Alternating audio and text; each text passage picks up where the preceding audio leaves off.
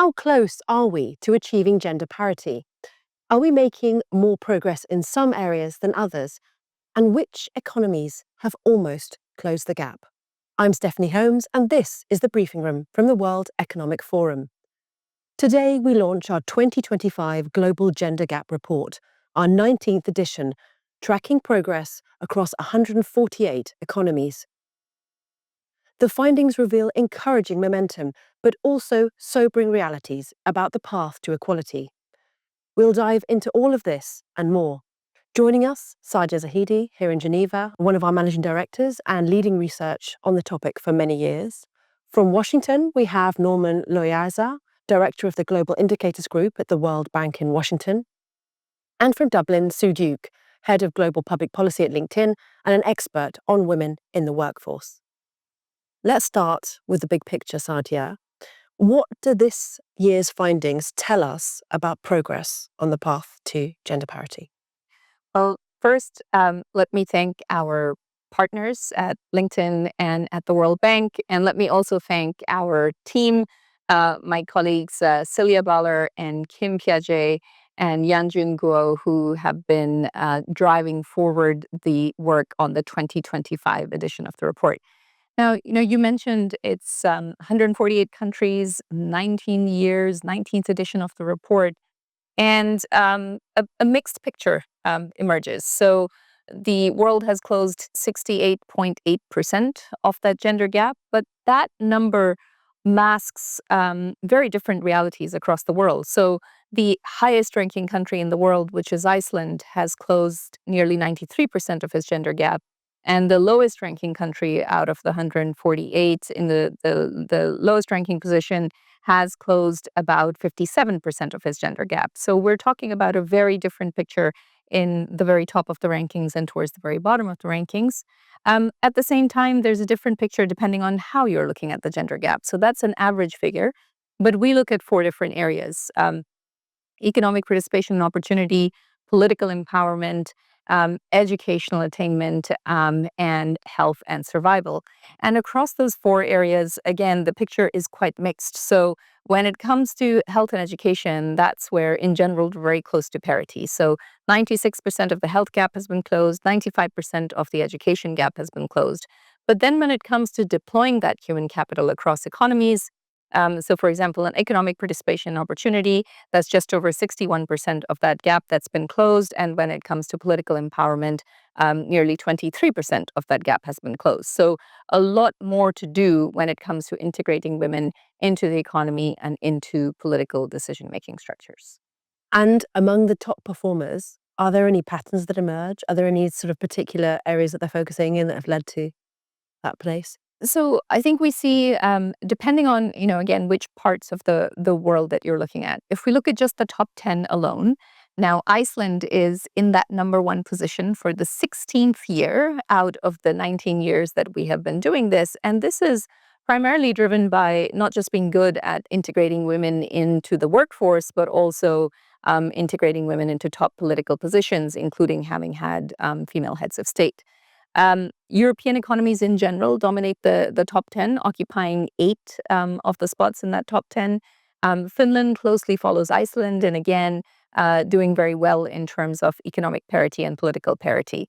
The United Kingdom has jumped to 4th place this year, in particular because of a gender equal cabinet. Moldova and Namibia are in 7th and 8th position, respectively, doing well when it comes to educational attainment and then seeing the follow-on through on economic participation and political empowerment.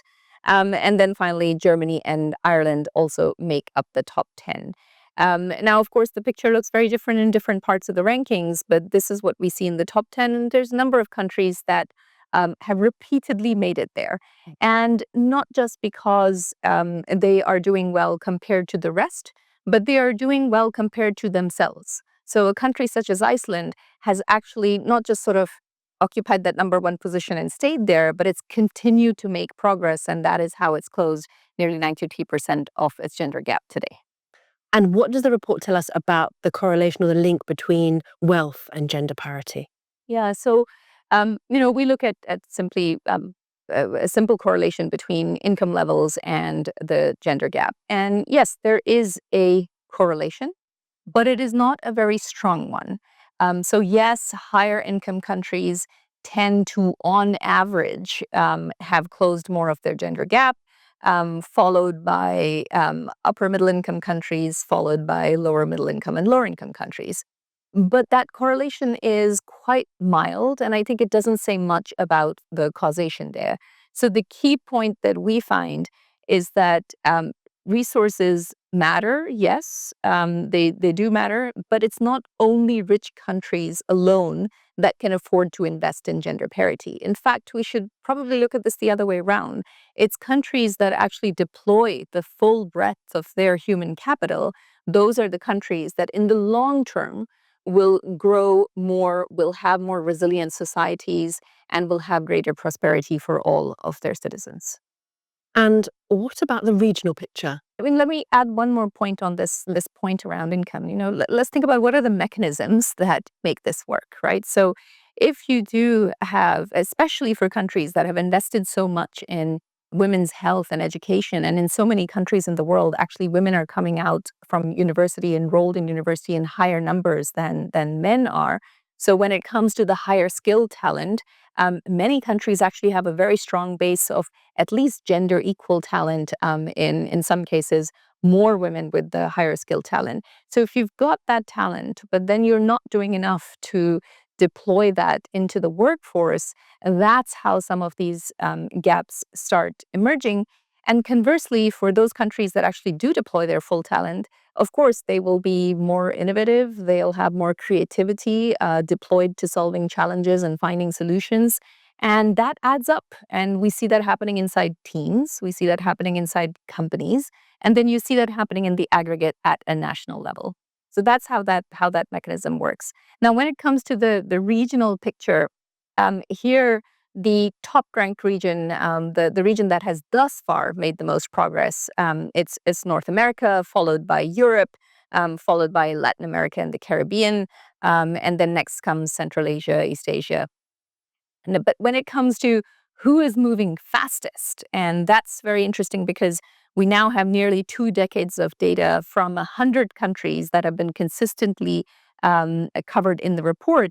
That's where you start seeing a different picture. It's not just if you are currently near the top that you're going to stay there. It really depends on the speed of change as well. And when we look at the speed of change, Latin America is likely, given the current rate of progress, and that can always change, but the current rate of progress, it is likely to be the one region that will have closed its gender gap within this century. And according to these calculations, by about 2082, Europe is likely to follow next by 2101. And then when it comes to North America, 2114. So all within the next 100 years or so that these regions will see those changes. But I think the general point still stands that when it comes to the global average, it's likely to take 123 years to get to parity. And yes, this is better than last year, but at the same time, and we're starting to be near pre-pandemic levels now when it comes to this trajectory and the speed of change, but this is still too many generations away. And that is overall a loss for productivity, creativity, innovation, and growth in our economies, in addition to leading to unfair outcomes. Thank you, Sadia, for that overview of the results and the data. Now let's turn to our panel for their reflections on this year's data and what it reveals, and more importantly, what steps leaders can take to actually influence change. Sue from LinkedIn, I'd like to start with you. The LinkedIn data shows that women's representation in leadership roles is actually declining at a time of profound economic and technological change. What's driving this, and why should we be concerned? That's right. During that surge in hiring that we saw during the pandemic, we did start to see some really good momentum coming through in the hiring of women into leadership roles. But since then, we've seen real backsliding. For the third year in a row, we have seen a decline in the share of women being put into those leadership roles. And what that means is that when we look at overall representation of women at leadership level, over the past 5 years, we have barely inched forward. We've gone forward less than 1% since 2020. And of course, the backsliding that we've seen over the past couple of years, that's coming at this time of economic uncertainty. And there's been tons of studies, including our own research, that shows that during these times of economic uncertainty, what we see is that when there are more job applicants looking for fewer roles, we see a decline in women being hired into leadership roles. To be clear, we do not see a decline in the number of women applying for leadership roles, but we do see a shift in the kinds of hiring decisions that are made when there is pressure on the system.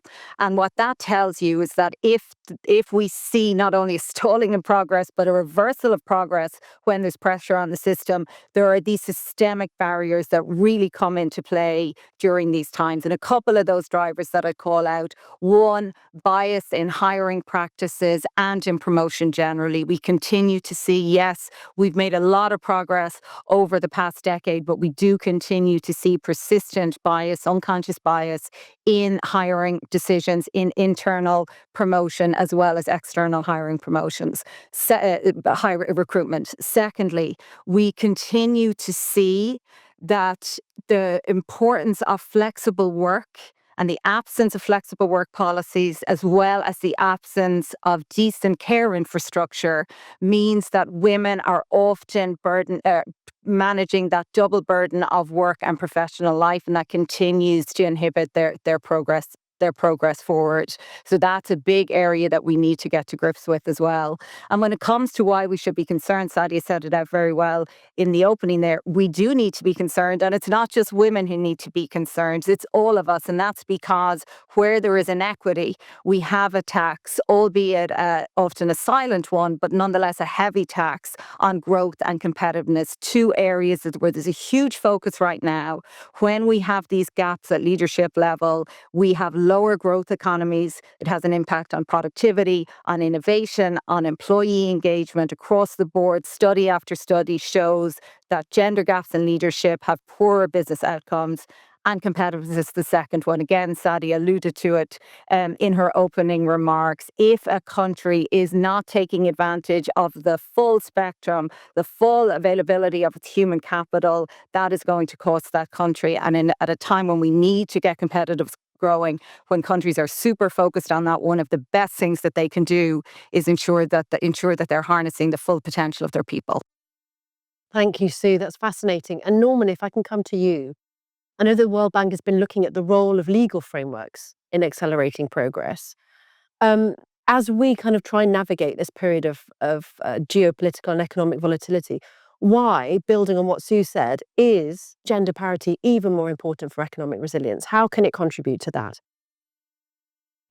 Well, absolutely. First of all, I want to thank and congratulate Sadia for a wonderful report. I believe it's very complementary to what we produce at the World Bank in the Women, Business and the Law report. And I was struck at how similar the rates are and how similar the rankings are as well, which makes me think that legal rights and women's participation in the economy are very clearly linked.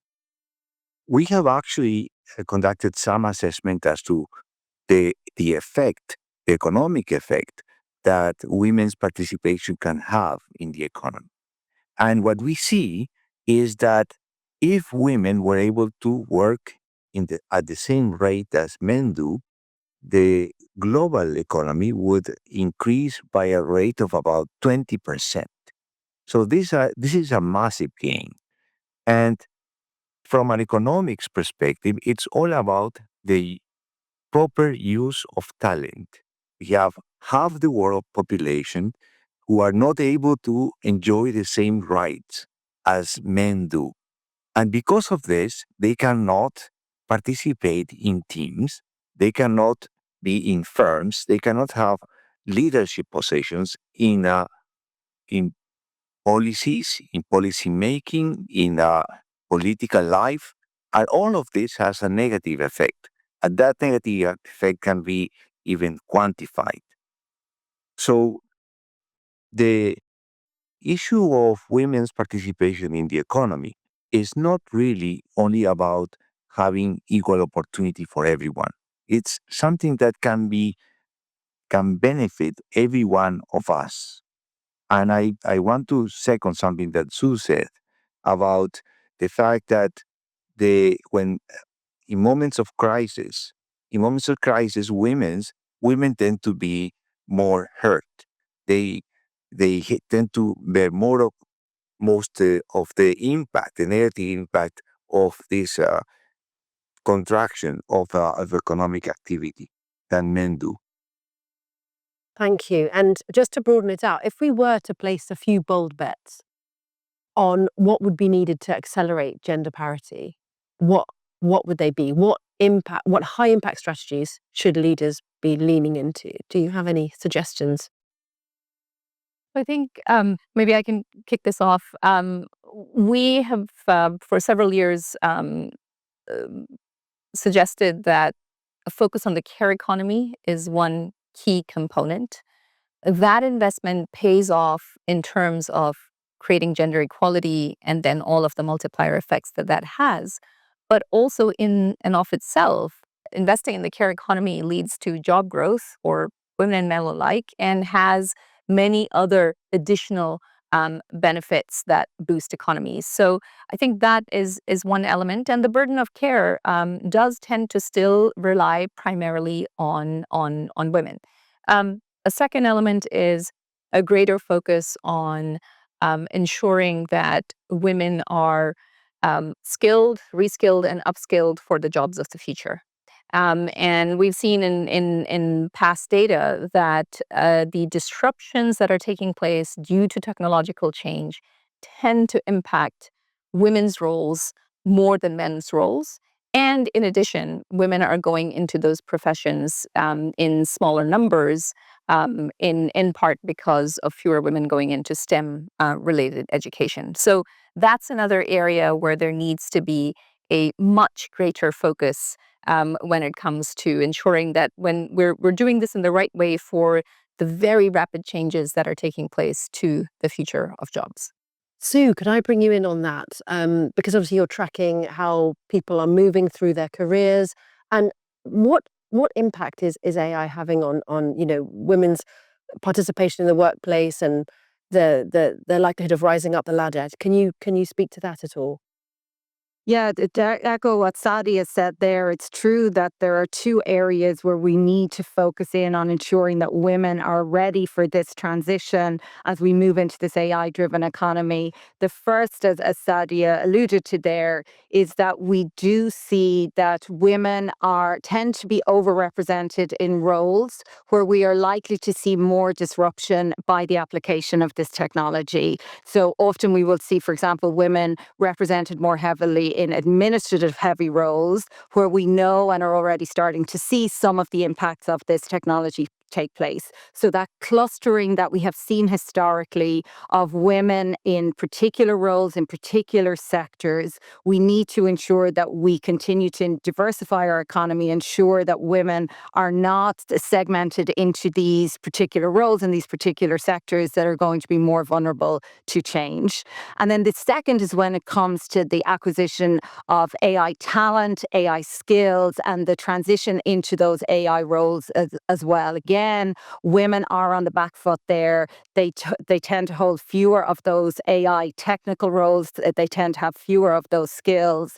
And so partly, as you can imagine, that's a legacy effect of the underrepresentation that we've always seen and continue to see in STEM and those science, technology, engineering, and maths roles and skills. And so what we need to ensure is that the investment, precisely as Sadia said, in upskilling, in reskilling, to ensure that women have these skills and are able to move into these roles in AI technology, that's going to be really, really important part of this transition. And Norman, to bring you in, so from the World Bank's perspective, a bold bet to accelerate gender parity, what would be your recommendation, your suggestion to leaders a few things that they could do that would really, really accelerate change? I will emphasize 2 points.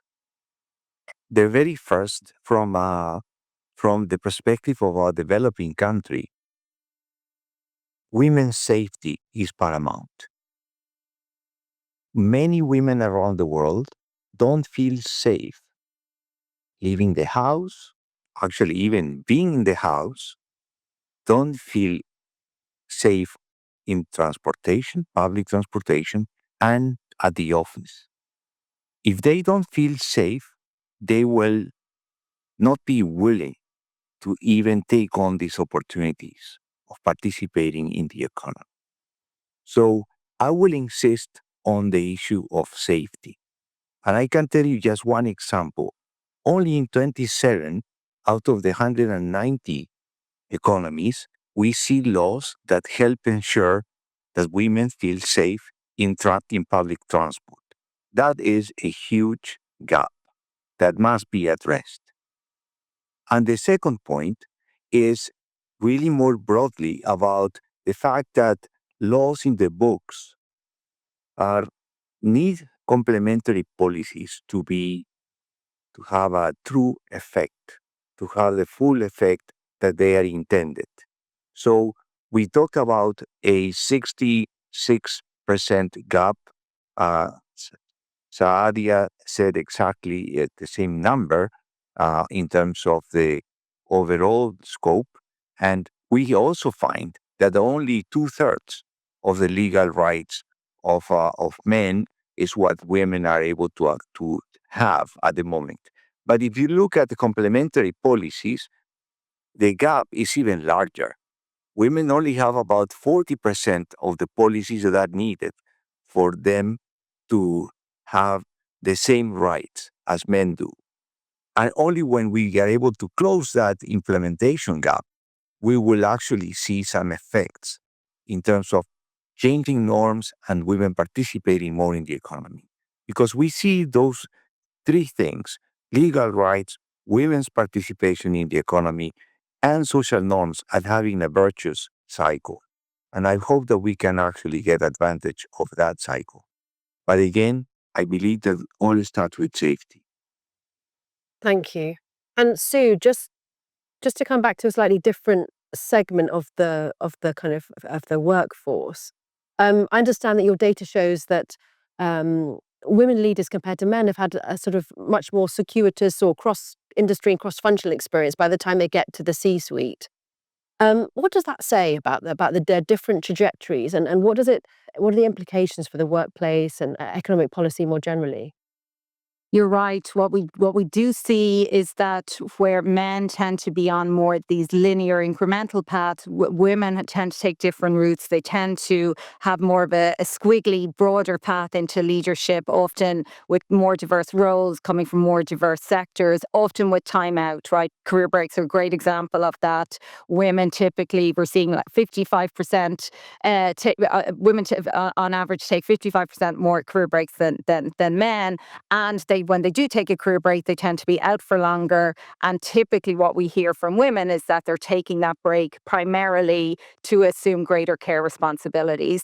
One of the very interesting and positive developments that we've seen is we looked at the changing career paths and skills of C-suite in the US over the past 5 years. And what we've seen is this shift actually away from those narrower linear career paths towards these more broad kind of squiggly pathways into leadership. So historically, if you looked at the profile of leaders, often they will have had one job function. They'll have done the same role, often in the same sector, and indeed often in the same company, right? That's typically what we've seen.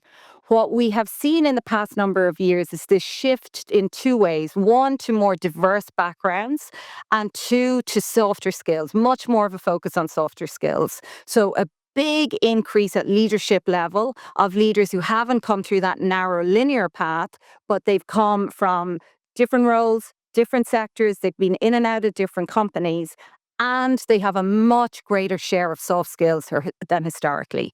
And the good news for women is that they score higher on both of those. They do tend to have had that diversity of career in and out of sectors, in and out of different roles, in and out of their careers with these career breaks having come through.